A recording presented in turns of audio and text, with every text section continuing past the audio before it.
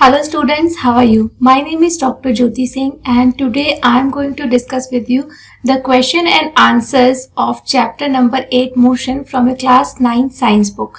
So let's start the discussion of question and answers. ठीक है, तो इस वीडियो में जितने भी क्वेश्चन आंसर्स बुक के बीच में है या बुक के लास्ट में वो सब हम डिस्कस करेंगे. ठीक है, और एक अपील है आपसे, आप चैनल को सब्सक्राइब जरूर से करिए और बेल आइकन भी प्रेस करिए, नहीं तो बहुत सारे बच्चों के पास नोटिफिकेशन ही नहीं जाती है कि मैम कब लाइव है या मैम ने कब वीडियो अपलोड किया. ठीक है, तो इससे आप अपडेटेड रहोगे. तो पहला क्वेश्चन है, an object has moved a distance, can it have a zero displacement, if yes support your answer with an example. तो जैसा मैंने पहले भी आपको बताया कि डिस्टेंस कवर्ड और डिस्प्लेसमेंट में एक डिफरेंस ये होता है कि डिस्टेंस जितना हम रियल में चलते हैं वो हमारा डिस्टेंस होता है. ठीक है, लेकिन डिस्प्लेसमेंट क्या होता है, जहां से हमने चलना शुरू किया और फाइनली हम जहां जाके रुके उन दोनों पॉइंट के बीच में जो शॉर्टेस्ट डिस्टेंस होता है वो चीज हमारी डिस्प्लेसमेंट होती है. तो क्वेश्चन में यही पूछा है कि क्या कोई ऐसी सिचुएशन हो सकती है कि एक ऑब्जेक्ट है उसका जो डिस्प्लेसमेंट है वो जीरो हो जाए. तो ऐसा हो सकता है. ऐसा कैसे हो सकता है, जैसे अगर आप अपने घर से स्कूल गए और स्कूल से वापस घर आ गए तो जो इनिशियल पॉइंट आपका घर था और फाइनल पॉइंट क्या है वो भी आपका घर ही है.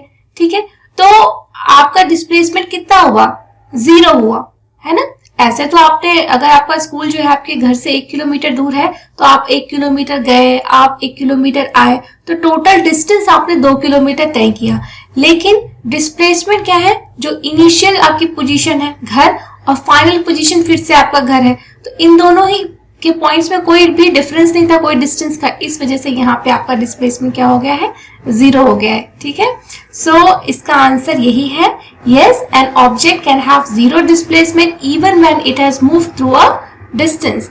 It happens when final position of the object coincides. Coincides मतलब जो इनिशियल पोजीशन और फाइनल पोजीशन एक साथ एक ही चीज हो. ठीक है, कोइंसाइड्स का मतलब coincides with the initial position. For example, if a person moves around a park and stands on place from where it started, then here displacement will be zero. तो अगर एक आदमी है वो पार्क का एक चक्कर लगा रहा है, तो जहां से उसने शुरू किया वहीं पे आकर के उसने उसका चक्कर खत्म कर दिया, तो ऐसे तो वो डिस्टेंस चला है. ठीक है, लेकिन उसका जो डिस्प्लेसमेंट है वो जीरो है क्योंकि वो वहीं पे आके रुक गया है जहां से उसने शुरू किया है. ठीक है, सो अब क्वेश्चन नंबर 2 देखते हैं. A farmer moves along the boundary of a square field of side 10 metre in 40 second. एक फार्मर है वो अपने खेत के चारों तरफ, जो कि स्क्वायर फील्ड है, मतलब स्क्वायर फील्ड मतलब जिसके चारों साइड्स बराबर होते हैं, स्क्वायर का मतलब यही होता है, और उसको चारों तरफ का चक्कर काटने में 40 सेकेंड्स लग रहे हैं. 40 सेकेंड में वो एक चक्कर लगा ले रहा है. Find what will be the magnitude of displacement of the farmer at the end of 2 minutes 20 seconds from its initial position. तो कितना उसका डिस्प्लेसमेंट, मैग्नीट्यूड मतलब कितना डिस्प्लेसमेंट होगा. ठीक है, कितने समय के बाद, 2 मिनट 20 सेकेंड के बाद अपनी शुरुआत की जगह से उसका डिस्प्लेसमेंट कितना होगा. ठीक है, तो सबसे पहले आप क्या करिए इसमें कि आप ये देखिए, जैसे कि ये आपका स्क्वायर है. ठीक है, ये स्क्वायर फील्ड है. ठीक है, इसकी साइज कितनी है, इसकी साइज है 10 मीटर. ठीक है, 10 मीटर की, ये भी 10 है, ये भी 10 है. ठीक है, ये भी 10 है, सारे 10 है. ठीक है, मान लीजिए ये वो ए पॉइंट से शुरू कर रहा है, ये ए है, ये बी है, ये सी है, ये डी है. एक चक्कर काटने में ए से लेके, ए से शुरू करके वापस ए तक आने में उसको कितना टाइम लग रहा है, एक चक्कर आने के लिए 40 सेकेंड्स लग रहा है. और हमें पूरा टोटल टाइम दिया है कि वो इतने टाइम तक राउंड लगाता रहता है. कितना टोटल टाइम कितना दिया, टोटल टाइम हमको दिया है 2 मिनट्स 20 सेकेंड्स. तो इसको हम पूरा कन्वर्ट कर लेते हैं सेकेंड्स में. 2 मिनट्स मतलब 120 सेकेंड्स, 120 प्लस 20 140 सेकेंड्स. 140 सेकेंड हमने टोटल टाइम को पूरे के पूरे को सेकेंड में कन्वर्ट कर लिया है. ठीक है, क्योंकि मिनट्स में दिया था तो हम टोटल को एक ही यूनिट में रखेंगे तो अच्छा रहेगा. तो 140 सेकेंड्स उसने किया. ठीक है, तो अब अगर हम ये पता कर लें कि उसने इस फील्ड का कितने चक्कर लगाया. ठीक है, तो एक चक्कर लगाने में उसको 40 सेकेंड लग रहे हैं, तो टोटल कितने नंबर ऑफ राउंड्स, कितने चक्कर लगाया उसने, हम कैसे निकालेंगे कि टोटल टाइम उसको 140 सेकेंड लग रहा है और एक चक्कर में लगाने में 40 सेकेंड लग रहा है, तो 140/40 कर देंगे तो हमें ये पता चल जाएगा कि उसने कितने चक्कर लगाए, राउंड के ग्राउंड जो है उसका फील्ड है उसके कितने चक्कर लगाए। तो अगर आप इसको सॉल्व करेंगे तो हमारे पास आ जाएगा 3.5, यानी 3 चक्कर और आधा चक्कर उसने लगाया। ठीक है, 3 चक्कर और आधा चक्कर लगाया। तो अब आपको पता है 3 चक्कर लगाएगा तो भी उसका डिस्प्लेसमेंट 0 ही होगा, ए से पूरा वापस ए तक आ रहा है। लेकिन ये जो आधा चक्कर है, आधा चक्कर मतलब ए से अब वो पॉइंट सी पे आ गया है, आधा तो यही हुआ ना स्क्वायर का। तो अब हमको इस पॉइंट से जो फाइनल पोजीशन उसकी है वो सी है, तो उसका डिस्प्लेसमेंट कितना है, ठीक है, ये हमको निकालना है। अब आपको पता चल गया उसने 3.5 राउंड्स लगाए थे। ठीक है, तो हमसे वही पूछा है डिस्प्लेसमेंट कितना हुआ उसका। तो अब क्योंकि हमें पता है कि वो पॉइंट सी पे है, यानी ए सी अगर हम कैलकुलेट कर लेंगे तो हमें उसका डिस्प्लेसमेंट पता चल जाएगा। तो अब आपको पता है कि ये ट्रायंगल है, ट्रायंगल का हाइपोटेन्यूज का स्क्वायर उसके साइड्स के स्क्वायर के सम के बराबर होते हैं। ठीक है, तो हम ऐसे लिख सकते हैं कि A C square is equal to A B square plus B C square. ये होता है, ये फॉर्मूला होता है कि हाइपोटेन्यूज का square is equal two sides के स्क्वायर के सम के बराबर होता है। ठीक है, तो हमें पता है ए बी 10 है। ठीक है, 10 का स्क्वायर प्लस 10 का स्क्वायर। और अगर हम ए सी ले लें, ए सी हमको निकालना ही है, तो इसका जो रूट है, ये स्क्वायर जब इस साइड आता है तो वो रूट का फॉर्म ले लेता है। ठीक है, तो यहाँ पे आपका हो गया रूट 100 और ये भी 100। ठीक है, तो ये हो जाएगा आपका रूट 200।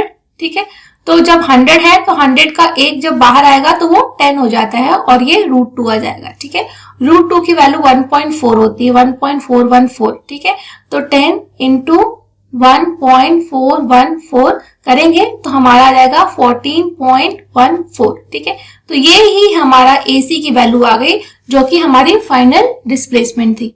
ठीक है, फार्मर अब इतनी मीटर की दूरी पे था अपनी इनिशियल पोजीशन से। आई होप कि आपको ये क्वेश्चन अच्छे से समझ में आ रहा है। ठीक है, अब नेक्स्ट क्वेश्चन देखते हैं, question number 3। Which of the following is true for displacement? Displacement के लिए इनमें से कौन सा स्टेटमेंट जो है वो सही है? It can not be 0, displacement 0 नहीं हो सकता। क्या ये सही है?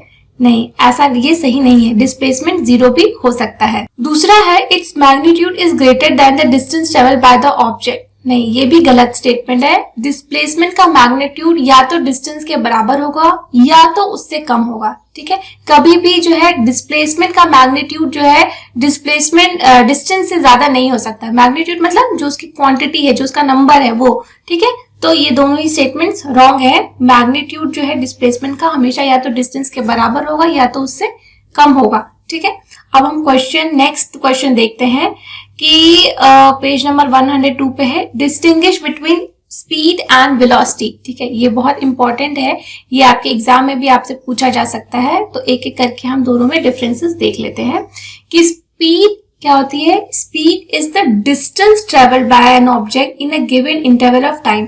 एक किसी टाइम में कोई भी चीज कितना डिस्टेंस ट्रेवल करती है उसको हम स्पीड कहते हैं, और उसका फॉर्मूला क्या होता है? Speed is equal to distance upon time. पर वेलोसिटी क्या होती है? Velocity is the displacement of an object in a given interval of time. तो वेलोसिटी जो है में हम डिस्टेंस की जगह डिस्प्लेसमेंट वर्ड यूज करते हैं। ठीक है, डिस्प्लेसमेंट पर यूनिट टाइम। ठीक है, ये और कई बार डिस्प्लेसमेंट डिस्टेंस के बराबर होती है, इसलिए वही चीज हम ले लेते हैं। लेकिन वेलोसिटी का फॉर्मूला हम लिखेंगे डिस्प्लेसमेंट अपॉन टाइम। फाइन। और स्पीड के साथ कोई भी डायरेक्शन एसोसिएटेड नहीं होती है। ठीक है, लेकिन जो हमारी वेलोसिटी है उसके साथ एक डायरेक्शन एसोसिएटेड होती है। ठीक है, विदाउट डायरेक्शन अगर कोई भी चीज दिए है तो वो स्पीड है, लेकिन अगर डायरेक्शन के साथ वो मेंशन है तो वो वेलोसिटी है। ठीक है, तो इसी वजह से हम speed is a scalar quantity, that is it has only magnitude. जो जिन चीजों के साथ डायरेक्शन एसोसिएटेड नहीं रहती है उसको हम स्केलर क्वांटिटी कहते हैं। ठीक है, जैसे कि हमारा स्पीड है, इसमें केवल मैग्नीट्यूड होता है, डायरेक्शन का मेंशन करने की कोई जरूरत नहीं होती है कि किस डायरेक्शन में चल रहा है। ठीक है, लेकिन अगर जब भी हम वेलोसिटी के बारे में बात करते हैं तो उसके साथ एक सर्टेन डायरेक्शन भी एसोसिएटेड रहती है। इसी वजह से वेलोसिटी को हम वेक्टर क्वांटिटी कहते हैं, ठीक है। So velocity is a vector quantity that is it has a both magnitude as well as direction. तो जब भी हम वेलोसिटी को मेंशन करते हैं तो मैग्नीट्यूड यानी हम बताते हैं कि कितनी वेलोसिटी के साथ चल रही है, लेकिन साथ साथ हम ये भी बताते हैं कि इस डायरेक्शन में चल रही है गाड़ी, या इधर मुड़ी या उधर मुड़ी, ठीक है। इसीलिए velocity has a direction component also, fine. So next question क्या है हमारा, under what conditions is the magnitude of average velocity of an object is equal to its average speed। तो average velocity और average speed कब बराबर होंगे, ठीक है। So the magnitude of average velocity of an object is equal to its average speed only when an object is moving in a straight line। तो average speed और average velocity तभी बराबर होंगे जब कोई ऑब्जेक्ट स्ट्रेट लाइन में motion कर रहा हो, मतलब एकदम सीधी रोड पे चल रहा हो, क्योंकि सीधी रोड पे चलेगा तो उसमें कोई भी डायरेक्शन नहीं आएगा, ठीक है। तो उस वक्त स्पीड और वेलोसिटी दोनों एक बराबर होगी, या कह सकते हो कि एवरेज स्पीड और एवरेज वेलोसिटी एकदम एक बराबर होगी, क्योंकि वहां पे डायरेक्शन का कंपोनेंट अप्लाई ही नहीं होगा, क्योंकि रोड जो है हमारी स्ट्रेट लाइन है, रोड जो है एकदम सीधी है, ठीक है। So what does the odometer of an automobile measure. Odometer क्या मेजर करता है, ओडोमीटर जो है डिस्टेंस ट्रेवल, कितना डिस्टेंस हमने ट्रेवल किया ये मेजर करके बताता है कि इस गाड़ी ने इतना डिस्टेंस ट्रेवल किया। जैसे जो उसमें रीडिंग रहती है, चलने से पहले आप नोट कर लीजिए, फिर जहां आपको पहुंचना है वहां पहुंच जाइए, उसके बाद फिर से उसकी रीडिंग देखिए, तो फाइनल डिस्टेंस में से इनिशियल डिस्टेंस को माइनस करेंगे तो आपको पता चल जाएगा कि आपकी दूरी कितनी है, ठीक है। सो अब हम क्वेश्चन नंबर 4 देखते हैं। What does the path of an object look like when it is in uniform motion. तो जब कोई भी चीज यूनिफॉर्म मोशन में है तो उसका पाथ कैसा दिखता है, उसका पाथ स्ट्रेट लाइन दिखता है, ठीक है। An object having uniform motion has a straight line path. Uniform motion मतलब एक जैसी स्पीड से वो चल रहा है, ठीक है, तो उसका हमें स्ट्रेट लाइन पाथ दिखेगा, मतलब एकदम सीधी लाइन दिखेगी, फाइन। तो हमें कुछ इस तरह का मोशन दिखेगा स्ट्रेट लाइन का, जैसे ये है, ठीक है। तो ये वेलोसिटी है, ये टाइम है। अगर कोई चीज मूव कर रही है यूनिफॉर्म मोशन के साथ में तो वो इस तरह की स्ट्रेट लाइन जो है वो मूव करेगी, एक जो है कांस्टेंट वेलोसिटी के साथ मूव कर रही है, यानी हम उसको कहेंगे ये यूनिफॉर्म मोशन है, समय के साथ जो है उसकी उसमें जो है यूनिफॉर्मली वो मूव कर रही है, फाइन। सो अब हम देखते हैं question number 5। During an experiment, a signal from a spaceship reached the ground station in 5 minutes। एक एक्सपेरिमेंट के दौरान स्पेसशिप से एक सिग्नल भेजा गया और वो अर्थ पे ग्राउंड पे वो 5 मिनट उसको लगा टाइम आने में, ठीक है। स्पेस से सिग्नल भेजने में बाद 5 मिनट लगा उसको धरती तक आने में। What was the distance of the spaceship from the ground station। तो ग्राउंड स्टेशन से स्पेसशिप की डिस्टेंस कितनी थी आपको बतानी है। The signal travels at the speed of light that is 3 into 10 to the power 8 metre per second. तो जो लाइट की स्पीड है यहाँ पे आपको दी गई है, वो लाइट की स्पीड से वो सिग्नल ट्रेवल करता है और उसकी स्पीड है 3 into 10 to the power 8 metre per second, ठीक है। तो बहुत इजी क्वेश्चन है, ठीक है। आपको पता ही है कि स्पीड कैसे कैलकुलेट किया जाता है, ठीक है। Speed is equal to distance upon time, ठीक है। तो आपको क्या निकालना है, डिस्टेंस निकालना है। स्पीड आपको दिया गया है लाइट का कि इतनी की स्पीड से चल रही है वो 3 into 10 to the power 8 metre, और डिस्टेंस आपको निकालना है 5 मिनट्स आपको दिया है, तो 5 into 60, क्योंकि 5 मिनट लगते हैं तो 5 मिनट को हम 60 सेकेंड्स में कन्वर्ट कर लिए, ठीक है। तो डिस्टेंस इज इक्वल टू कितना आ गया, 3 into 5 into 60 into 10 to the power 8, ठीक है। ये डिस्टेंस भी मीटर में आया है डिस्टेंस, ठीक है।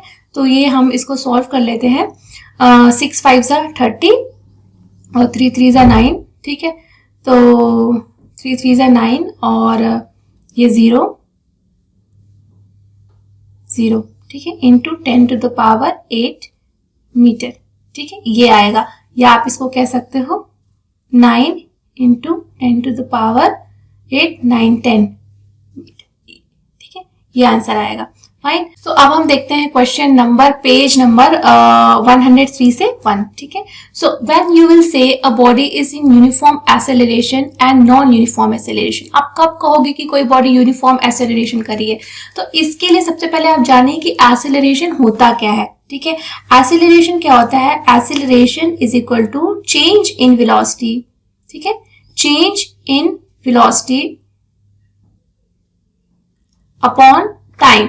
टाइम के साथ में जैसे जैसे वेलोसिटी बदलेगी, बढ़ेगी या घटेगी, ठीक है, तो उसको हम एक्सेलरेशन कहते हैं। Acceleration is equal to change in velocity upon time.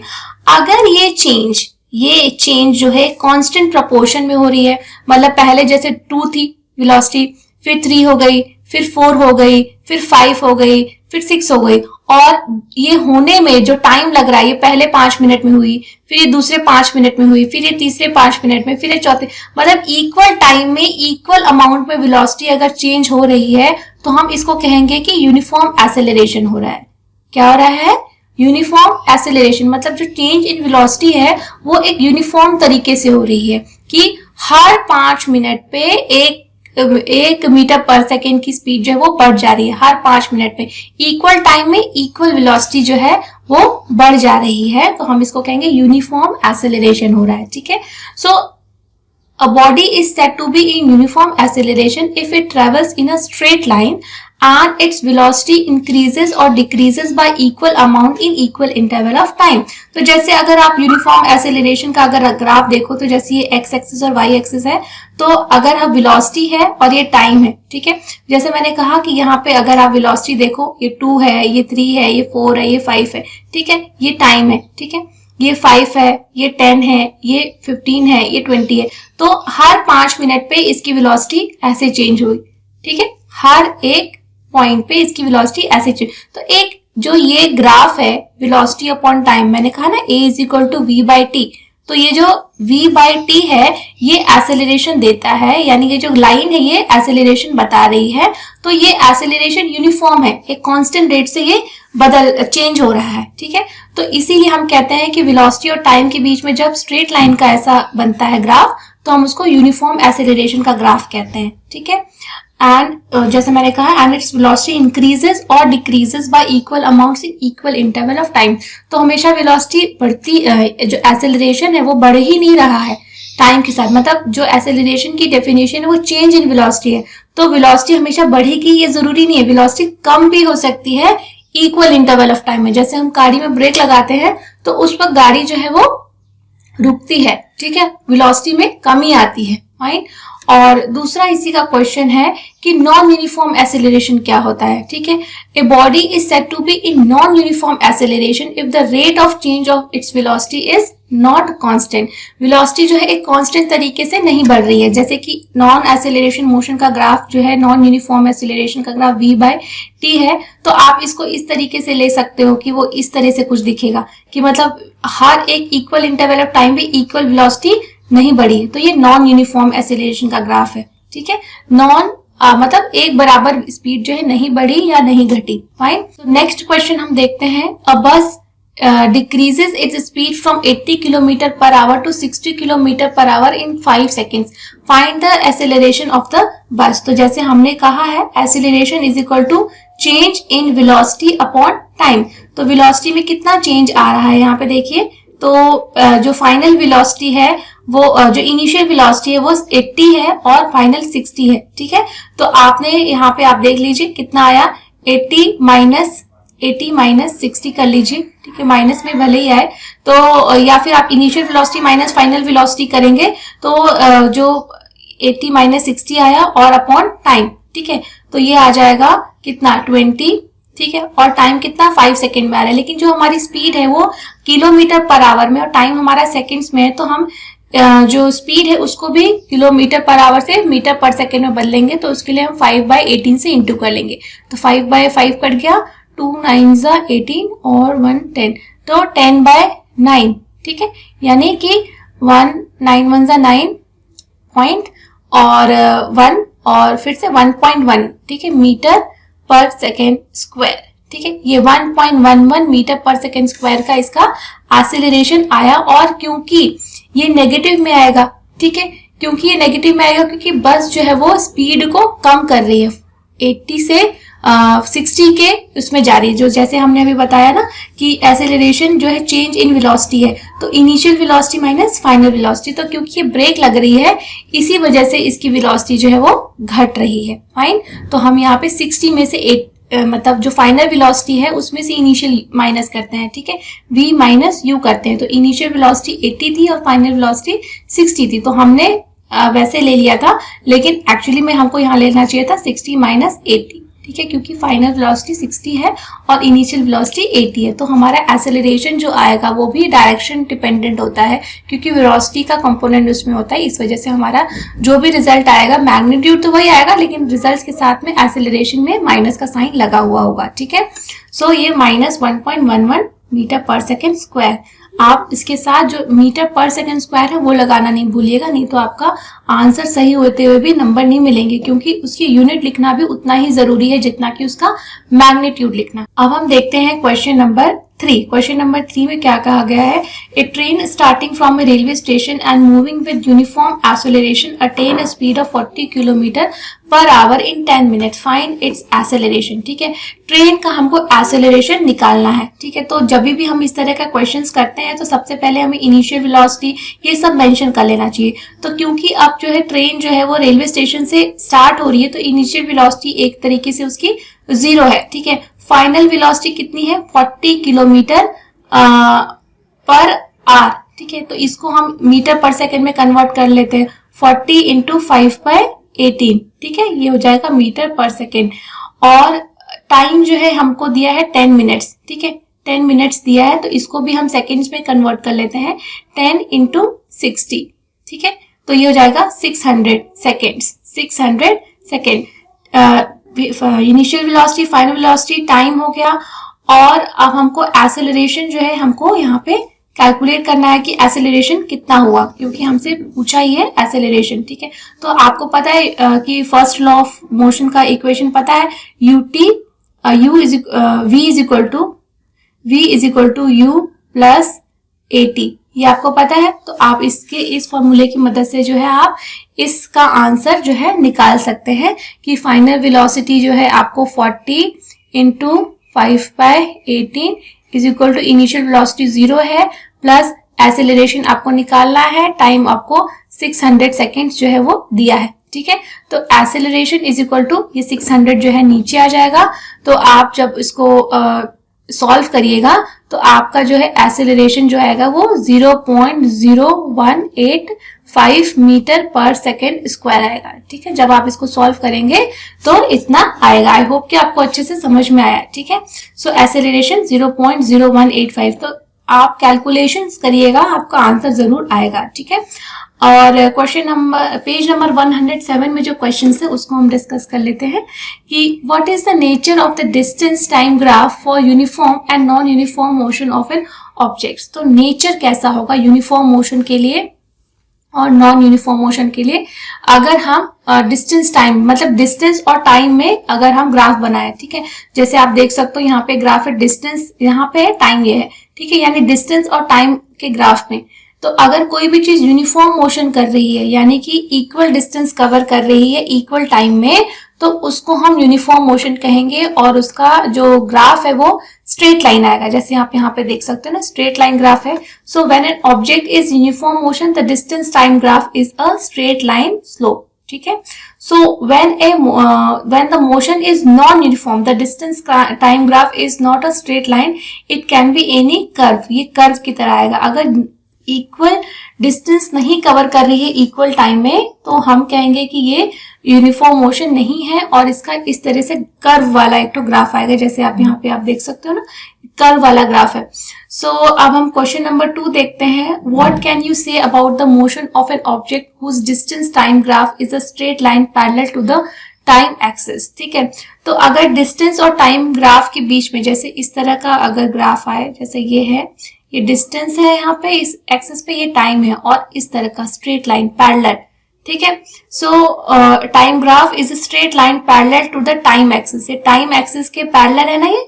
तो अगर हमको इस तरह का ग्राफ मिले, जैसे आप यहाँ पे देख सकते हो डिस्टेंस और टाइम के बीच में, और जो ये एक्सिस है ये पैरेलल है, टाइम एक्सिस के पैरेलल में है, तो आप देखिए कि इस टाइम पे भी, जैसे मैं यहाँ करूं कि 0 पे भी ये इतना डिस्टेंस ट्रेवल कर रही है, इस टाइम पे भी ये यहीं पे है, इस टाइम पे भी ये यहीं पे है, इस टाइम पे मतलब डिस्टेंस कितना कवर किया टाइम के साथ में। तो जहां पे थी गाड़ी वहीं पे है गाड़ी, तो हम कह सकते हैं कि वैसे भी डिस्टेंस टाइम ग्राफ के बीच में क्या रिप्रेजेंट करता है, velocity is equal to distance upon time, यानी कि ये चीज वेलोसिटी रिप्रेजेंट कर रही है। तो वेलोसिटी में तो कहीं चेंज ही नहीं आ रहा है, ठीक है, जहां पे है हर एक पॉइंट पे आप देखो वही उतना ही डिस्टेंस है, यानी इसने कहीं ट्रेवल ही नहीं किया। तो इस तरह का अगर पैरेलल लाइन ग्राफ आता है लाइन के, तो इसका मतलब है कि जो ऑब्जेक्ट है वो रेस्ट पे है, उसने कोई डिस्टेंस नहीं कवर किया। If the distance time graph is a straight line parallel to the time axis, the body is at rest, ठीक है। सो अब हम नेक्स्ट क्वेश्चन देखते हैं। What can you say about the motion of an object if its speed time graph is a straight line parallel to the time axis? तो अगर जैसे अभी हमने डिस्टेंस टाइम ग्राफ के बारे में देखा, लेकिन अगर किसी ऑब्जेक्ट का जो है स्पीड टाइम ग्राफ जो है स्ट्रेट लाइन है parallel to the time axis, जैसे आप यहाँ पे देख सकते हो, तो ये इससे हमको क्या पता चलता है, जैसे वहां पे हमने देखा कि डिस्टेंस था और टाइम था, तो क्योंकि हर एक पॉइंट पे वो एक ही डिस्टेंस पे था, तो इसलिए हमने कह दिया कि वो बॉडी रेस्ट पे थी, क्योंकि हर टाइम पे हम देख रहे हैं उसने कुछ डिस्टेंस चला ही नहीं, यानी बॉडी रेस्ट पे है। लेकिन अगर यही ग्राफ हम स्पीड के साथ ड्रॉ करें, वहां पे यहाँ स्पीड की जगह डिस्टेंस था, ठीक है, तो अगर स्पीड के साथ करें तो इस टाइम पे जैसे यहाँ पे आप देख सकते हो, इस टाइम पे जैसे 0 है, 1 2 3 4 5, तो ये स्पीड है, ठीक है। तो हर एक पॉइंट टाइम पे उसकी यही स्पीड है, ठीक है। मान लीजिए वो 40 की स्पीड से चल रहा है, तो 1 घंटे बाद भी वो 40 किलोमीटर की स्पीड से चल रहा है, 2 घंटे के बाद भी, 3 घंटे के बाद भी, 5 घंटे के बाद भी वो 40 किलोमीटर की स्पीड से ही चल रहा है, ठीक है। So if the speed time graph is a straight line parallel to the time axis, the object is moving uniformly, uniform motion show कर रहा है, यूनिफॉर्मली वो चल रहा है, ठीक है। लेकिन जैसे अगर हम ये वाला ग्राफ करें ऐसे, ठीक है, अगर ये स्पीड है और ये टाइम है, या ये इसको कह सकते हैं ये वेलोसिटी है और ये टाइम है, लेकिन इस तरह का ग्राफ है जो कि हम जिसको कहते हैं स्ट्रेट लाइन का ग्राफ है, ये है स्ट्रेट लाइन का ग्राफ है और ये पैरेलल लाइन का ग्राफ है। इस तरह का ग्राफ अगर आए तो हम कहेंगे कि जो है वेलोसिटी जो है या स्पीड जो है वो चेंज हो रही है टाइम के साथ। देखिए ना, हर एक टाइम के साथ इसकी वेलोसिटी इस टाइम यहाँ पे है, इस टाइम इसकी वेलोसिटी, मतलब इस वेलोसिटी बढ़ रही है, स्पीड बढ़ रही है टाइम के साथ में, और वो ये भी यूनिफॉर्म मोशन का हिस्सा है, ठीक है। बट ये जो हम ये वाला जो कहेंगे ये ग्राफ जो है वो वेलोसिटी और टाइम के साथ ही पॉसिबल हो सकता है, लेकिन ये वाला ग्राफ जो है स्पीड और टाइम के साथ पॉसिबल हो सकता है। लेकिन ये ग्राफ में अगर हम वेलोसिटी लेंगे तो वो तभी पॉसिबल होगा जब वो स्ट्रेट लाइन में मोशन कर रही हो, ठीक है, स्ट्रेट लाइन में मोशन कर रही हो, और हम कहेंगे कि एक्सेलरेशन हो रहा है, यहाँ पे एक्सेलरेशन है, ठीक है, हमेशा वेलोसिटी में चेंज है। लेकिन ये जो ग्राफ है इसमें कोई एक्सेलरेशन नहीं हो रहा है, कोई चेंज इन वेलोसिटी नहीं हो रही है, ये जीरो एक्सेलरेशन का ग्राफ है, ठीक है। तो इसमें इस तरीके से हम देखेंगे। So what is the quantity which is measured by the area occupied below the velocity time graph. तो मैंने आपको पहले भी बताया था कि वेलोसिटी टाइम ग्राफ, जैसे ये वेलोसिटी है और ये टाइम, इन दोनों के बीच में ग्राफ है और इन दोनों का ऐसे करके कुछ आया है यूनिफॉर्म मोशन, ठीक है। तो इन दोनों के बीच में ये जो आ रहा है ये लाइन क्या शो करती है, एक्सेलरेशन शो करती है। ये वेलोसिटी बताता है, ये एक्सेलरेशन बताता है, ये लाइन जो है वो एक्सेलरेशन बताता है, ये टाइम बताता है। लेकिन एक्सेलरेशन, ये वाली जो लाइन है और जो टाइम है, इनके बीच में जो एरिया है, ये जो एरिया जिसको मैंने ऐसे ऐसे किया अभी, ये एरिया हमको बताता है वेलोसिटी इनटू टाइम, यानी कि डिस्प्लेसमेंट, यानी कि डिस्टेंस भी कह सकते हो आप। तो डिस्टेंस या डिस्प्लेसमेंट बताता है। अगर वेलोसिटी टाइम दिया है तो हम कहेंगे कि डिस्प्लेसमेंट बता रहा है ये, ठीक है। तो area occupied under velocity time graph represents the displacement of an object, ठीक है। और दूसरा जो है क्वेश्चन नंबर पेज नंबर 109 का पहला क्वेश्चन है, a bus starting from rest moves with a uniform acceleration of 0.1 metre per second square for 2 minutes, find the speed acquired, the distance travelled, ठीक है। तो जैसे हमने पहले भी बोला कि हम इक्वेशंस ऑफ मोशन यूज करेंगे, इनिशियल वेलोसिटी यू से हम डिनोट करते हैं जो कि 0 है। क्यों? क्योंकि बस जो है ये स्टार्ट जो है रेस्ट से हो रही है। जैसे हम कहते हैं ना कि कोई भी चीज जब रेस्ट से स्टार्ट होती है तो बताने की जरूरत नहीं है कि इनिशियल वेलोसिटी कितनी है, जब वो रेस्ट से स्टार्ट हो रही है तो इसका मतलब ही है कि उसकी इनिशियल वेलोसिटी 0 रही होगी, ठीक है। ठीक है, तो इनिशियल वेलोसिटी 0 हो गई। अब हमको एक्सेलरेशन जो है वो दिया हुआ है कि एक्सेलरेशन 0.1 मीटर पर सेकेंड का है। टाइम हमको 2 मिनट्स बताया है और उसको हमने सेकेंड्स में कन्वर्ट कर लिया है। तो ये चीज आपको हमेशा ध्यान रखनी है कि सारी यूनिट्स को पहले आपको यूनिफॉर्म करना है।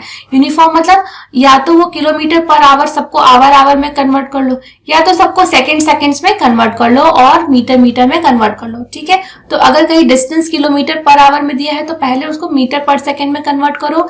टाइम मिनट्स में दिया है तो पहले उसको सेकेंड्स में कन्वर्ट करो, फिर ही वैल्यूज पुट करोगे तो सही रिजल्ट आएगा। नहीं तो एक यूनिट सेकेंड में है, एक यूनिट आवर में है, एक यूनिट मीटर में है तो रिजल्ट्स नहीं आएंगे सही। ठीक है, तो पहले सबको यूनिफॉर्म यूनिट में करना बहुत जरूरी है।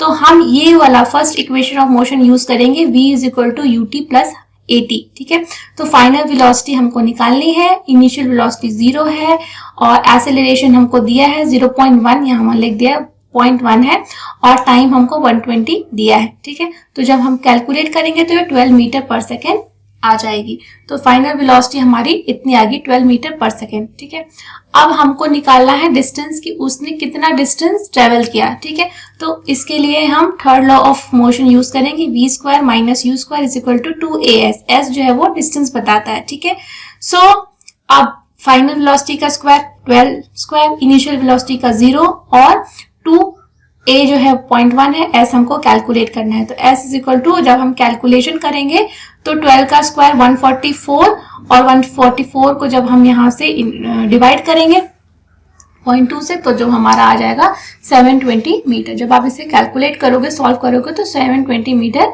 आ जाएगा आंसर आपको। तो इस तरीके से आपने जो है फाइनल वेलोसिटी भी निकाल ली पहले और फिर उसका डिस्टेंस कवर्ड भी निकाल लिया। फाइन, अब हम क्वेश्चन नंबर 2 देखेंगे। A train is travelling at a speed of 90 kilometre per hour, brakes are applied so as to produce a uniform acceleration of -0.5 metre per second square. यहाँ पे acceleration minus में क्यों दिया है? क्योंकि ब्रेक्स लगाए गए हैं। उसका डायरेक्शन बता रहा है कि गाड़ी को जो एक्सेलरेशन मिला है वो आगे बढ़ने के लिए नहीं है, पीछे हटने के लिए या रुकने के लिए है। ठीक है, find how far the train will go before it brought to rest. तो एक्सेलरेशन तो लग गया, ब्रेक लगाना शुरू हो गया, लेकिन ऑल ऑफ ए सडन जब हम ब्रेक लगाते हैं तो गाड़ी वहीं की वहीं रुक नहीं जाती है। ठीक है, तो ब्रेक लगाने के बाद भी गाड़ी काफी आगे जाती है, तो हमको पता करना है कि कितनी गाड़ी आगे गई। ठीक है, तो अब हम जो है सबसे पहले क्या है, मैंने जैसे कहा कि सारे को एक यूनिट्स में कन्वर्ट करेंगे। तो इनिशियल वेलोसिटी 90 किलोमीटर दी है तो उसको हमने मीटर पर सेकेंड में कन्वर्ट किया तो 25 मीटर पर सेकेंड आ गया। Final speed of the train velocity 0 होगी यहाँ पे दिया नहीं है, लेकिन आपको समझ में आ गया क्योंकि ब्रेक्स अप्लाई कर रहे हैं तो वो गाड़ी अल्टीमेटली तो रुकी जाएगी ना। तो फाइनल वेलोसिटी हमको 0, कुछ क्वेश्चन से भी हमको समझना होता है क्योंकि उसको ब्रेक लगाया गया है तो वो रुक जाएगी, तो फाइनल वेलोसिटी उसकी 0 होनी है। ठीक है, सो एक्सेलरेशन हमको -0.5 मीटर पर सेकेंड दिया है और according to third equation of motion हम लगाएंगे v square is equal to u square. ये हमने इसको ऐसे यूनिफॉर्म तरीके से लिख लिया है। तो फाइनल वेलोसिटी 0 है, इनिशियल वेलोसिटी हमने निकाल रखी है, दिया हुआ है हमको 25 किलोमीटर पर सेकेंड पर मीटर स्क्वायर। तो हम यहाँ पे स्क्वायर ले लेंगे उसका, प्लस 2as हमने कर लिया।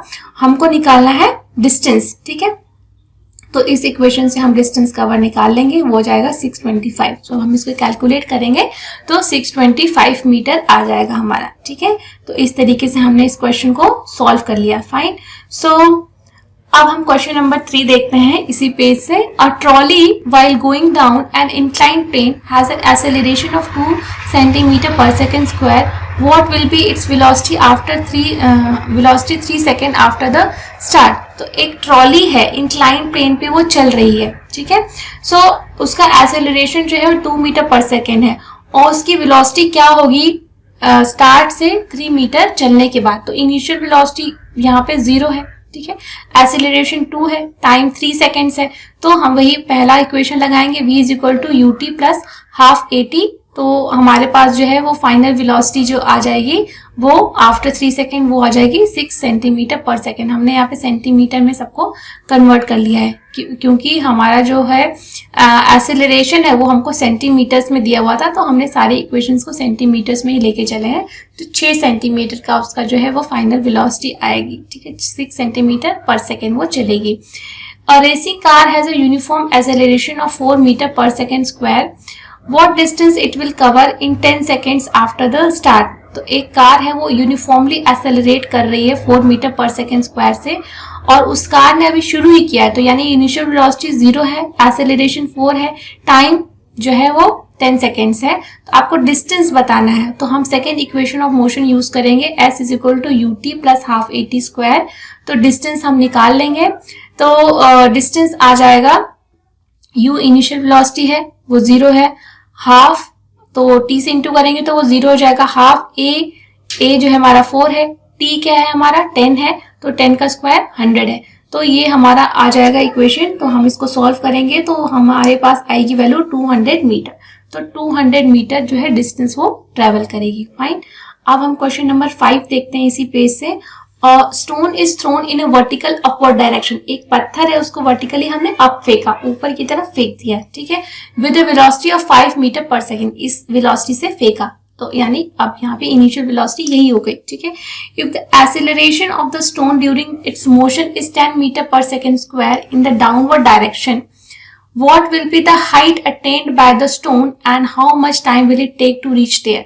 तो height मतलब एक तरीके से कितना डिस्टेंस वो चली, ठीक है। तो हमको यहाँ पे इनिशियल वेलोसिटी दिया है, ठीक है, और हमको डाउनवर्ड एक्सेलरेशन नेगेटिव में दिया है 10 मीटर पर सेकेंड स्क्वायर। तो हमें पता है हम third equation of motion use करेंगे, तो 2as is equal to V square minus U square, ठीक है। तो यहाँ पे हम अटेन हाइट जो है, ये s जो है वो हाइट बताएगी, ठीक है। तो s को हम निकाल लेंगे कि इनिशियल वेलोसिटी जो है, क्योंकि जब हम पत्थर को फेंकेंगे तो जब वो फेंकेंगे तो लास्ट पॉइंट पे जा करके जो उसकी फाइनल वेलोसिटी है वो 0 हो जाएगी, क्योंकि जब हम उछालते हैं कोई चीज तो फाइनली वो 0 पे होती है, तब वो वापस आना शुरू होती है। तो फाइनल वेलोसिटी एक तरीके से 0 हो जाएगी, और इनिशियल वेलोसिटी हमें दी है कि वो 5 मीटर पर सेकेंड स्क्वायर है, ठीक है। तो यहाँ से हम इसको s को कैलकुलेट करेंगे तो जो हमको वैल्यूज आएंगी वो इस तरीके से आएंगी कि हम इनिशियल वेलोसिटी का स्क्वायर 25 हो जाएगा, और जो एक्सेलरेशन है हमको 10 मीटर दिया है, तो 25/10 आ जाएगा यहाँ पे, ठीक है। तो ये इस तरीके से आएगा यहाँ पे, और हम यहाँ से इसको कैलकुलेट कर लेंगे। फाइन। सो हमारे पास जो है आ गया है, जो डिस्टेंस ट्रेवल्ड है वो 1.25 मीटर आ गया। जैसे कैसे हमने इसको निकाला मैं आपको निकाल के दिखाती हूँ यहाँ पे। जैसे हमने इसको किया कि 2as is equal to V square minus U square, ठीक है।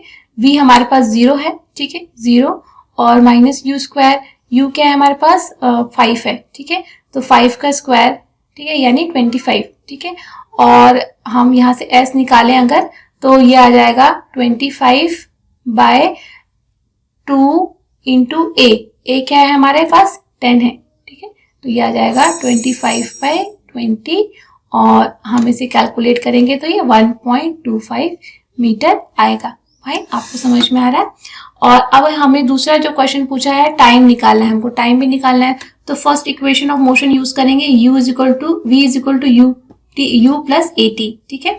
तो अब हमको टाइम निकालना है, तो हमने u को इधर भेज दिया तो वो v माइनस यू हो गया is equal to A T हो गया, है ना, ऐसे। और हमको टाइम निकालना है, तो अब हम a क्योंकि इसके साथ इंटू हो रहा था, तो अब हम a को नीचे भेज देंगे, तो हमारे पास क्या आ जाएगा, t is equal to v minus you upon a आएगा ना।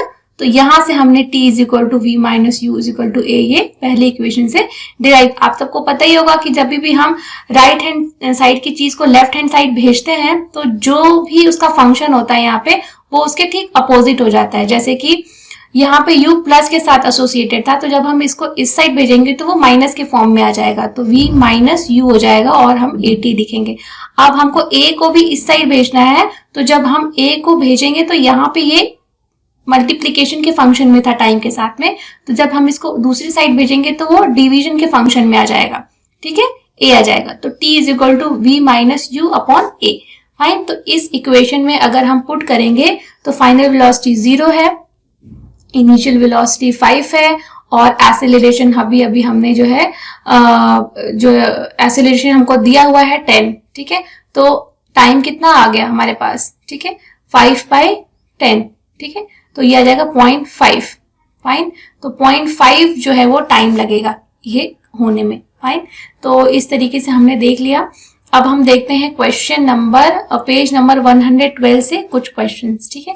N athlete completes 1 round of a circular track of diameter 200 metre in 40 seconds. What will be the distance covered and the displacement at the end of 2 minutes 20 seconds? एक गोल सा park है, circular track है, उसका जो है diameter जो है 200 metre दिया हुआ है, ठीक है। सर्कुलर ट्रैक है, उसका डायमीटर जैसे यहाँ पे दिया हुआ है, एक सर्कुलर ट्रैक है, उसका डायमीटर जो है वो 200 मीटर दिया हुआ है। एक एथलीट है जो कि इसका चक्कर लगाता है, ठीक है, और वो एक चक्कर जो है 40 सेकेंड्स में लगा लेता है, एक चक्कर लगाने में। What will be the distance covered and the displacement at the end of 2 minutes 20 seconds? तो हम ये पहले निकाल लें कि चक्कर कितने चक्कर लगाया उसने, ठीक है। अब आपको पता ही है कि एक चक्कर लगाने में 1 राउंड करने में उसको 40 सेकेंड्स लगे हैं।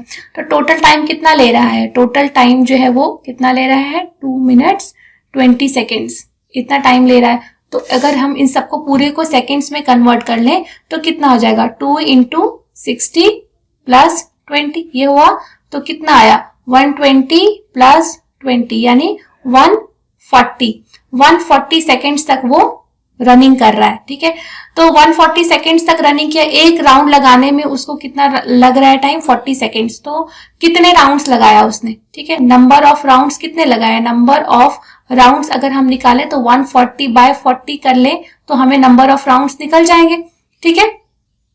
तो ये कट गया और 2 2 × 4 2 7 7/2 यानी कि कितना आया? 3.5 राउंड। 3.5 राउंड्स उस एथलीट ने उस पार्क के लगाए, इतना तो हमको पता चल गया, ठीक है। अब हमको क्या निकालना है?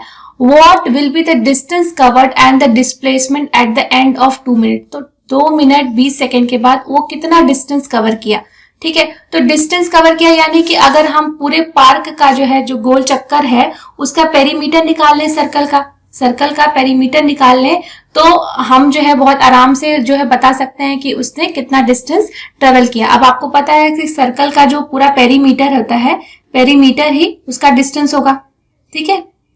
तो पेरीमीटर कितना होता है सर्कल का? वो उसका फॉर्मूला होता है 2πr, ये होता है उसका फॉर्मूला, ठीक है। तो 2 हमको पता है, 2π कितना होता है? 22/7 और रेडियस हमको यहाँ 200 मीटर रेडियस दिया है, तो 200 मीटर डायमीटर दिया है, तो रेडियस कितना हो गया? 100 मीटर, ठीक है। ये उस पूरे पार्क के गोल चक्कर का ये जो है डिस्टेंस, यही डिस्टेंस होगा, ठीक है। अब हमको पता है कि वो कितना डिस्टेंस कवर करेगा एक चक्कर में, वो ये है, ठीक है। और उसने लगाए हैं 3.5 चक्कर, ठीक है। 3.5 या 7/2 आप कह लो इसको, यहाँ पे 7/2 लिख लो तो हमको सॉल्व करने में इजी रहेगा। 7/2 उसने चक्कर लगाए हैं, तो कितना हो गया? ये 7 कट गया, ये 7 कट गया, ये 2 से 2 कट गया, ये 2 से 2 कट गया, यानी बचा कितना? 2 2 1, ये इतना 2200 मीटर। 2200 मीटर यानी 2.2 किलोमीटर आप कह सकते हो, 2.2 किलोमीटर, ठीक है। इतना उसने जो है डिस्टेंस कवर किया।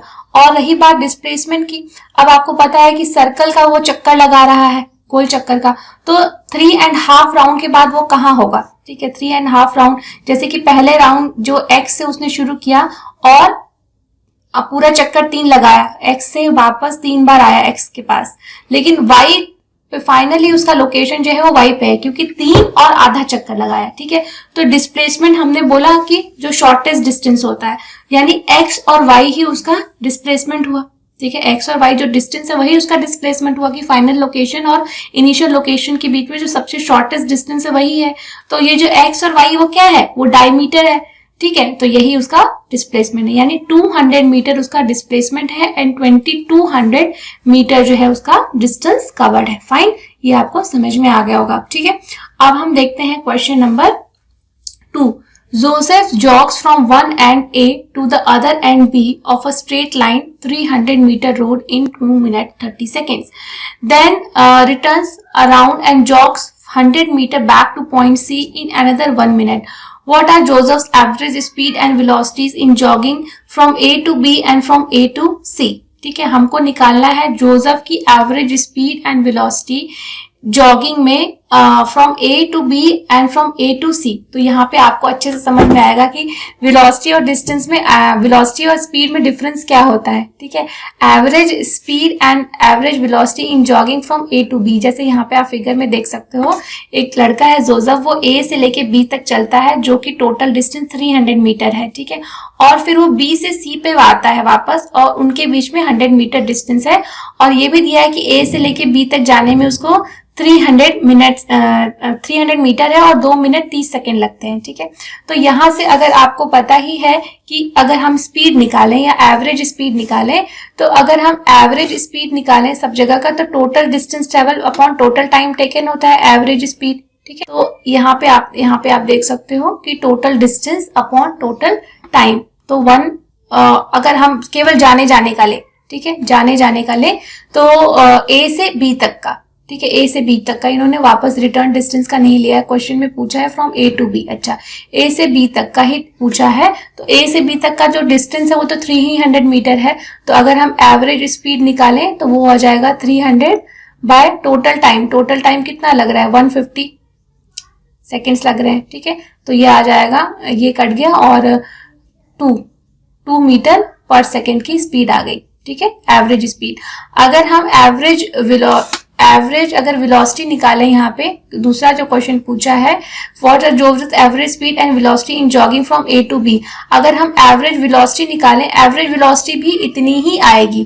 ठीक है, क्योंकि डिस्प्लेसमेंट ए से बी तक का उतना ही है जितना की डिस्टेंस है। ठीक है, तो वो उतनी ही आएगी, 2 मीटर पर सेकेंड। लेकिन अगर हम अब यहाँ पे टोटल जो है एवरेज स्पीड निकालें दूसरे केस में फ्रॉम ए टू सी, अगर हम ए से लेके सी तक आने का पूरा जो है एवरेज स्पीड निकालें टोटल, जैसे हम पहले निकाल रहे थे, तो हमें पूरा डिस्टेंस कवर और टोटल टाइम टेकन हमको लेना पड़ेगा। ठीक है, तो time taken from A to B, time taken from B to C, ठीक है, हम पूरा लेंगे वहां पे, तो हमारे पास आ जाएगा 400 बाय 210, और हमारी एवरेज स्पीड आ जाएगी 1.904 मीटर पर सेकेंड। ठीक है, लेकिन अगर हम एवरेज वेलोसिटी निकालें इसी केस में, तो यहाँ पे हम पूरा टोटल डिस्टेंस ना लेके फाइनल डिस्प्लेसमेंट लेंगे, क्योंकि velocity is equal to displacement upon time है। तो डिस्प्लेसमेंट यहाँ पे कितने का हो रहा है, केवल और केवल 200 मीटर का डिस्प्लेसमेंट। इनिशियल पोजीशन और फाइनल पोजीशन के बीच में अल्टीमेटली 200 मीटर्स का ही डिस्टेंस बच रहा है। तो 200 metre upon time taken, time तो लेकिन उतना ही लग रहा है। ठीक है, 210 मिनट, तो ये लेंगे, तो एवरेज जो है वेलोसिटी हो जाएगी वो 0.95 मीटर पर सेकेंड आ जाएगी। ठीक है, तो यहाँ से आपको अच्छे से पता चल गया कि एवरेज वेलोसिटी और एवरेज स्पीड अलग अलग होती है। एवरेज स्पीड में हम जो है डिस्प्लेसमेंट कैलकुलेट करते हैं, लेकिन कई बार जो है डिस्प्लेसमेंट और डिस्टेंस एक ही रहते हैं, इस वजह से दोनों की वैल्यू एक आती है, एवरेज वेलोसिटी और एवरेज स्पीड बराबर आती है। लेकिन तभी जब डिस्प्लेसमेंट और डिस्टेंस बराबर हो, लेकिन अगर डिस्प्लेसमेंट और डिस्टेंस अलग अलग वैल्यूज हो जाएंगी तो फिर तो अलग ही आएगा, है ना। अब हम क्वेश्चन नंबर 3 देख लेते हैं। Abdul while driving to school computes the average speed for his trip to be 20 kilometre per hour. एक लड़का है, अपने स्कूल जाता है और लगभग इस स्पीड से जाता है 20 kilometre per hour. On his return trip along the same route there is less traffic and the average speed is 40 kilometre, sorry ये 40 यहाँ पे लिखा है, 30 किलोमीटर होना चाहिए यहाँ पे। ठीक है, 30 kilometre per our. What is the average speed for Abdul trip. तो अब्दुल स्ट्रिप की जो है एवरेज स्पीड हमको निकालनी है। ठीक है, तो जाते वक्त जो है 20 किलोमीटर की स्पीड है, आते वक्त जो है वो 30 किलोमीटर की स्पीड है, और हमको जो है एवरेज स्पीड निकालनी है।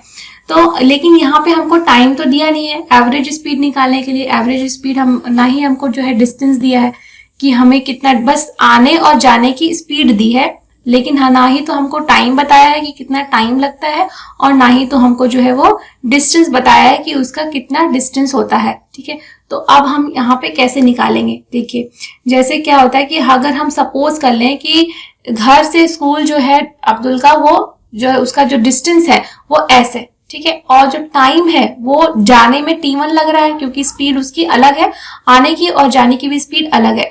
तो हम जाने की स्पीड को मान लेते हैं t1 है, और अब्दुल के आने की स्पीड जो है उसको t2 मान लेते हैं। ठीक है, सो एवरेज स्पीड हमको दिया ही हुआ है 20 किलोमीटर पर आवर और 30 किलोमीटर पर आवर। तो अब आपको पता है कि टाइम जो हम ये फॉर्मूला यूज करेंगे, स्पीड इज इक्वल टू, जो हमारा फॉर्मूला है, बेसिक जो फॉर्मूला है वो तो यही रहेगा, speed is equal to distance upon time.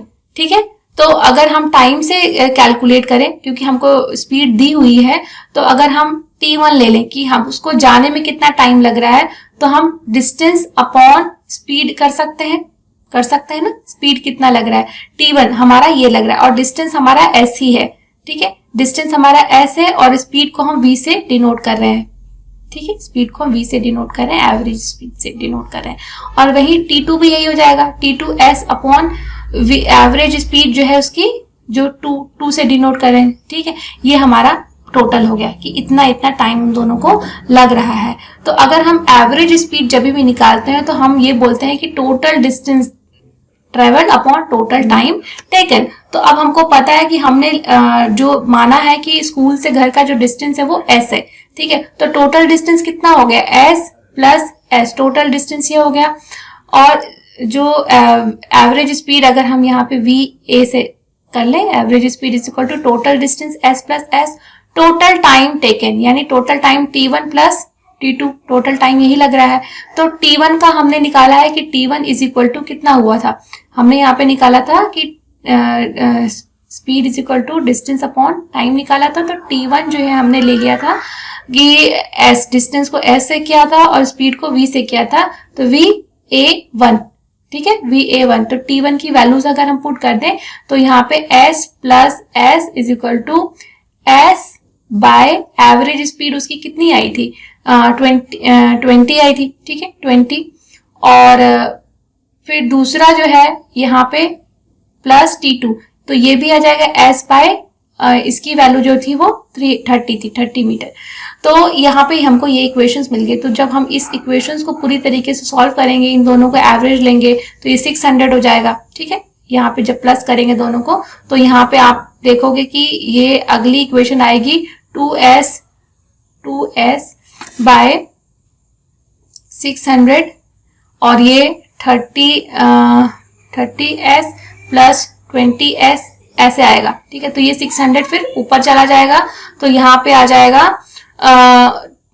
यहाँ पे आप देख सकते हो 1200s अपॉन 50s, ये आ जाएगा 50s। तो जब हम इसको सॉल्व करेंगे s से s कट गया और ये कट गया, 5 2 जा 10, 5 4 जा 20, 24 किलोमीटर पर आवर की स्पीड हमारी आ जाएगी, एवरेज स्पीड, ठीक है। इस तरीके से हमने निकाला कि 24 आवर्स किलोमीटर पर की स्पीड से जो है हमारे इसका एवरेज स्पीड आने और जाने का इतना हुआ।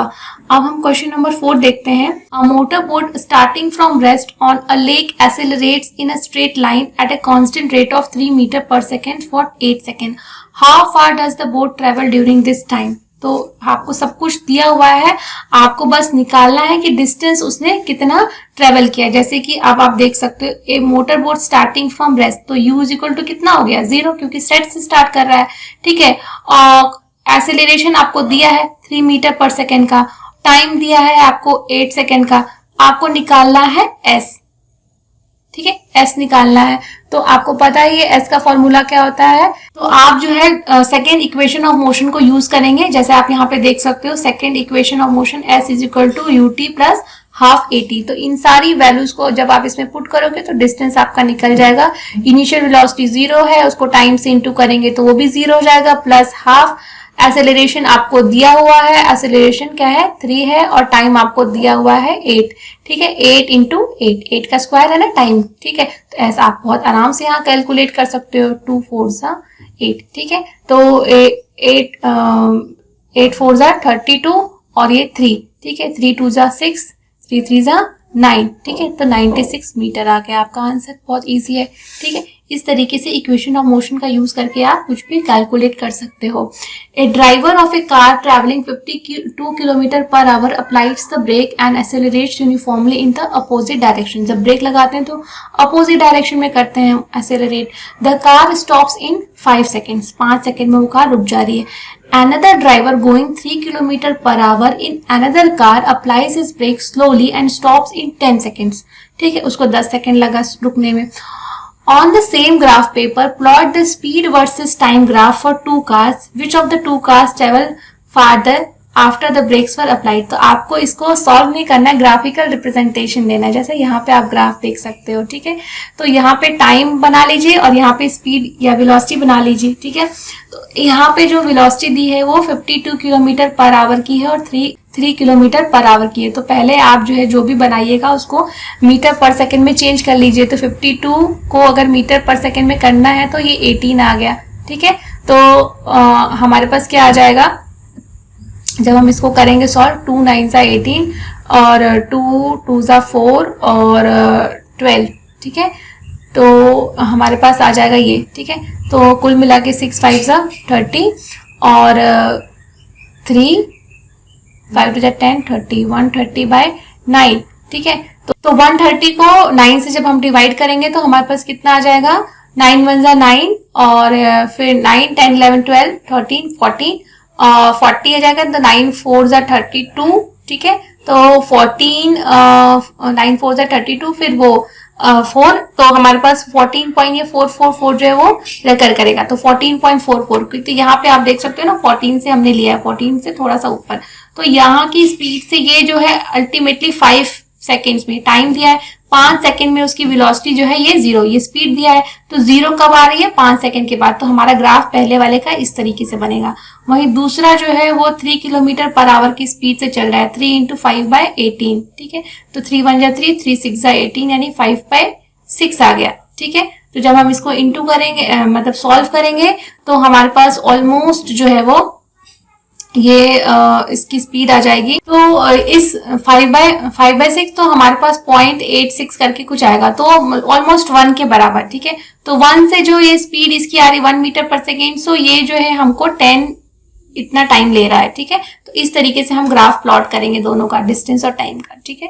तो अब जो है हमसे पूछा क्या गया है क्वेश्चन, कि क्वेश्चन ये पूछा गया है कि which of the 2 cars travel farther after the brakes were applied. Brakes apply करने के बाद कौन सी कार जो है वो ज्यादा चली, ठीक है। तो ज्यादा जो चलती है वो जो दोनों के बीच में जो एरिया है, इस ग्राफ के बीच में ये जो एरिया है वही हमारा डिस्टेंस बताता है। तो अगर हम ये एरिया कैलकुलेट कर ले तो डिस्टेंस आ जाएगा।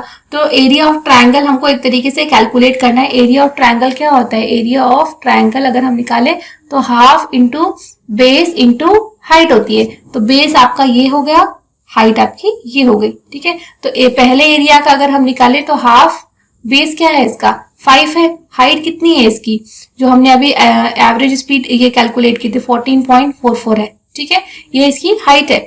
और तो हमारे पास इक्वेशन आ गई, 2 1 जा 2 और 2 7 जा 14 और 2 7.2 2 5 जा 10 7 5 जा 35 36, तो ठीक है। ये 36 आ गया हमारे पास एरिया। तो ये 36 जो है वो मीटर आया है, ठीक है। 36.11 आएगा, 36.11 मीटर आया। वैसे ही हम दूसरे का भी एरिया जो है कैलकुलेट कर लेंगे कि वो कितना आता है। तो जब हम उसको कैलकुलेट करेंगे एरिया तो वो 4.16 मीटर आएगा। जब आप इस वैल्यू इन्हीं वैल्यूज में ट्रायंगल का 5 half into base into height करोगे तो इस तरह से आपको जब कैलकुलेट करोगे तो वो आपका ग्राफ आ जाएगा। अब हम क्वेश्चन नंबर 6 देखते हैं। Shows the distance time graph of 3 points A B C। Study the graph and answer the following questions. कुछ क्वेश्चंस दिए हैं। विच of the 3 is travelling fastest. Fastest कौन ट्रैवल करता है, ठीक है। तो ये आप जो स्पीड टाइम ग्राफ देख रहे हो, सबसे ज्यादा तेज जो है कम टाइम में ज्यादा डिस्टेंस जो ट्रेवल करेगा वो सबसे ज्यादा तेज चल रहा है।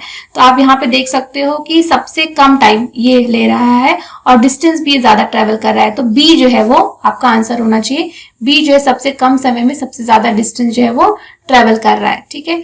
अब क्वेश्चन 2 है, are all the 3 ever at the same point on the road. तो आप देख रहे हो कि 2 लोग तो मिल रहे हैं एक टाइम में, लेकिन कभी भी तीनों एक साथ कहीं नहीं मिल रहे, कहीं पे भी तीनों लाइन एक साथ एक दूसरे को नहीं कट कर रही है। तो इसका आंसर है नो, तीनों कभी भी एक साथ एक जगह नहीं मिल रहे हैं, ठीक है।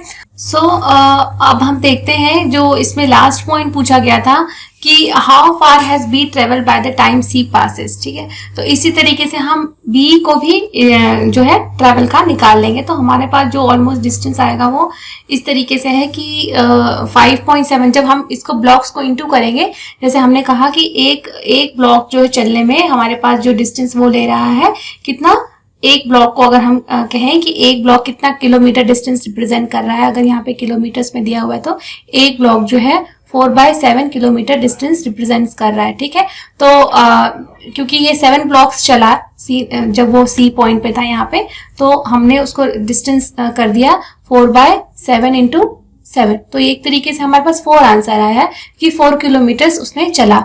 वैसे ही अगर जो दूसरा क्वेश्चन है वो पूछा गया है हमसे, how far has B travelled by the time C passes it. ठीक है, तो बी कितना चला जब जो है सी उसके ऊपर से पास किया। ठीक है, बी कितना चल चुका था जब सी जो है उसके ऊपर पास किया। तो सी जो ये है और बी जो ये है, तो ये ठीक है, ये पॉइंट जो है हमको बताएगा कि बी कितना चला, यानी यहां से। ठीक है, तो ये 6 पे है। ठीक है, तो ये हम इसको कह सकते हैं कि जब हम इसको कैलकुलेट करेंगे तो 4/7 इंटू 6 ब्लॉक्स के हिसाब से चला वो। तो 7 6 4 24 और बाय 7, यानी अगर हम इसको डिवाइड करें तो 7 3 21 और पॉइंट और 3 और जो है 7 4 ठीक है, तो 3.4 किलोमीटर का ये डिस्टेंस हम आ रहा है हमारे पास। ठीक है, तो अगर हम नेक्स्ट क्वेश्चन देखते हैं कि a ball is gently dropped from height 20 metre. जब किसी बॉल को ड्रॉप करते हैं तो उसकी इनिशियल वेलोसिटी हम 0 लेते हैं। ठीक है, if its velocity increases uniformly at the rate of 10 meter per second, with what velocity it will strike the ground, after what time will it strike the ground। तो हमें फाइनल वेलोसिटी पूछा है और हमसे फाइनल टाइम पूछा है। Initial velocity हमको 0 है, डिस्टेंस या हाइट जो है वो 20 मीटर है हमको दिया हुआ है क्वेश्चन में, एक्सेलरेशन हमको दिया हुआ है क्वेश्चन में ही हमको बताया गया है। तो अगर हम third law of motion use करें तो हम यहाँ से फाइनल वेलोसिटी बहुत आराम से कैलकुलेट कर सकते हैं। कैसे कि v² is equal to 2as plus u हो जाएगा, और 2a हमको एक्सेलरेशन 10 दिया है, डिस्टेंस 20 दिया है, इनिशियल वेलोसिटी 0 है। तो हमारा फाइनल जो वेलोसिटी है वो 400 मीटर पर सेकेंड आ गया। फाइन। और अगर हम जो है फाइनल वेलोसिटी कैलकुलेट करना चाह रहे हैं तो मतलब हमको फाइनल वेलोसिटी मिल गई है कि वो 20 मीटर पर सेकेंड है, क्योंकि वो स्क्वायर था यहाँ पे, तो ये रूट लगेगा तो ये 400 जो है वो 20 मीटर पर सेकेंड में बदल जाएगा। फिर अगर हमको टाइम निकालना है तो टाइम हम पहले इक्वेशन ऑफ मोशन से निकाल लेंगे। Time is equal to v minus u plus at। ठीक है, पहले इक्वेशन ऑफ मोशन से हम ये वाला टाइम जो है डिराइव कर लेंगे और हम इसको वैल्यूज को पुट कर लेंगे। तो 20 माइनस 0 बाई 8, 10 एक्सीलरेशन है यानी 2 सेकेंड, यानी 2 सेकेंड लगेगा उसको 20 मीटर का डिस्टेंस ट्रेवल करने में, और वो 20 मीटर पर सेकेंड स्क्वायर की डिस्टेंस से वो ट्रेवल करके आएगा। ठीक है, तो हमारे पास ये आ गया कि 2 सेकेंड उसको लगा। ठीक है, और अब हम देखते हैं question number 8। The speed time graph of a car is shown in figure 8.2। ये इसमें स्पीड टाइम ग्राफ बताया गया है। Find out how far the car travel in first 4 second. ठीक है, फर्स्ट 4 सेकेंड्स में कार जो है कितनी दूरी चली। तो आपको पता है कि डिस्टेंस जो होता है वो इसके अंदर का जो एरिया होता है वो चीज होती है। तो डिस्टेंस हम निकाल लेंगे। डिस्टेंस निकालने के लिए हमको ये जो एरिया है ये कैलकुलेट करना पड़ेगी। ठीक है, तो एरिया हम कैलकुलेट कर लेते हैं, half into base into height. ठीक है, तो हाफ हो गया, बेस क्या है हमारे पास 4, और हाइट कितनी हो गई है हमारी ये 6। तो ठीक है, 2 3 3 4 3 12, यानी 12 मीटर, ये आ गया आंसर। ठीक है, so shade the area on the graph that represent the distance by the car during the period. तो ये एरिया जो है, ये जो ट्रायंगल के बीच का जो एरिया है, यही हमारा डिस्टेंस हमको बताता है। ठीक है, इसको शेड करना है। विच part of the graph represents uniform motion of the car. Uniform motion कहाँ पे चल रहा है। यूनिफॉर्मली मोशन मतलब एक तरीके की मोशन, एक तरीके का, यहाँ पे ये जो आप मोशन देख रहे हो ना, ये वाला टाइम, ठीक है, ये यूनिफॉर्म एक्सेलरेशन है, यूनिफॉर्म मोशन नहीं है। ये क्या है, ये जब स्पीड टाइम ग्राफ के बीच में जो ग्राफ बनता है, स्पीड और टाइम के बीच में हम कह रहे हैं। ठीक है, अगर हम यही ग्राफ जो है, मान लीजिए यही सेम यही ग्राफ, अगर हम सपोज यहाँ पे सेम यही ग्राफ अगर मैं यहाँ पे डिस्टेंस और टाइम के बीच में बनाऊं और ऐसे बना दूं, तो ये मैं कहूंगी ये यूनिफॉर्म मोशन है। ठीक है, हर एक डिस्टेंस जो है टाइम के साथ जो डिस्टेंस वो एक यूनिफॉर्म तरीके से चल रहा है। लेकिन यहाँ पे जो है ये स्पीड है यहाँ पे, और यहाँ पे टाइम है, यहाँ पे डिस्टेंस था, यहाँ पे स्पीड है, तो ये है यूनिफॉर्म एक्सेलरेशन का ग्राफ। क्या है ये? यूनिफॉर्म एक्सेलरेशन का ग्राफ। लेकिन अगर इस तरह का ग्राफ आए और यहाँ पे स्पीड हो और यहाँ पे टाइम हो और फिर इस तरह का ग्राफ है, तो यहाँ पे ये यूनिफॉर्म मोशन का ग्राफ है, ये यूनिफॉर्म मोशन का ग्राफ है, ये भी यूनिफॉर्म मोशन का ग्राफ है, ठीक है। लेकिन दोनों की जो एक्स एक्सिस पे वैल्यूज हैं वो अलग अलग हैं, ठीक है। So which part of the graph represents the uniform motion of the car? तो ये वाला जो पोर्शन है हमारा, जो डिस्टेंस, ये जो रेड लाइन का जो यहाँ पे जो किया गया है, ये हमारा यूनिफॉर्म मोशन बताता है। फाइन। सो अब क्वेश्चन नंबर 10 है, state which of the following situations are possible and give an example of each of the following. कौन सी सिचुएशन पॉसिबल है? An object with a constant acceleration but with zero velocity. ऐसा हो सकता है क्या? Possible है क्या? हाँ, ये पॉसिबल है कि जब कोई भी चीज जो है कांस्टेंट एक्सेलरेट हो लेकिन उसकी वेलोसिटी जीरो हो। जब हम कोई भी चीज नीचे से ऊपर फेंकते हैं तो जब वो ऊपर पहुंच जाती है और फिर वो नीचे गिरना शुरू होने वाली ही होती है, तो जब वो अपनी मैक्सिमम हाइट पे पहुंचती है तो उसमें वेलोसिटी तो मतलब उसकी वेलोसिटी तो जीरो होती है लेकिन उसका एक्सेलरेशन होता है, ठीक है। So when A ball is throne up at the maximum height it has zero velocity although it will have a constant acceleration due to gravity which is equal to 9.8 meter per second square, ठीक है। Question number 2 है, an object moving in a certain direction with an acceleration in the perpendicular direction। जैसे मैंने आपको पहले भी circular motion के बारे में बताया था कि सर्कुलर मोशन क्या होता है, एक तरीके से बहुत सारे साइड्स, जैसे स्क्वायर है, ठीक है, कोई रन कर रहा है तो उसको 4 बार अपनी डायरेक्शन बदलनी पड़ेगी। लेकिन सर्कल में जब कोई आदमी मूव करता है तो उसको हर एक पॉइंट पे अपनी डायरेक्शन बदलनी पड़ती है, हर एक पॉइंट पे, ठीक है। और जो भी डायरेक्शन चेंज होता है वो उसके परपेंडिकुलर होता है, ठीक है। यानी जो हमारा एक्सेलरेशन है यानी चेंज इन वेलोसिटी, ठीक है, वो हमेशा ही सर्कल के परपेंडिकुलर होगा। एक्सेलरेशन जो है उसके सर्कल के परपेंडिकुलर होगा। तो इसीलिए कहा गया है कि when a car is moving in a circular track its acceleration is perpendicular to its direction, ठीक है।